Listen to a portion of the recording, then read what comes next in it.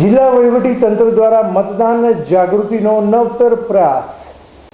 Jetpur food mall ખાતે કાર્યક્રમ યોજી જેતપુર પંથકના લોકોને કર્યા જાગૃત।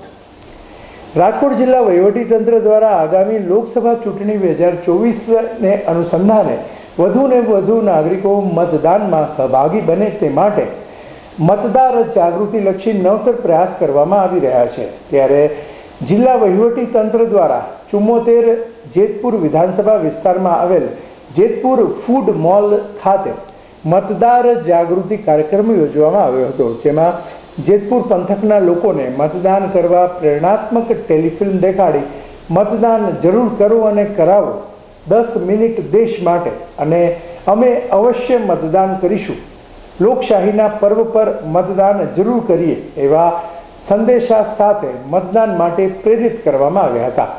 અહેવાલ દીપક રાઠોડ।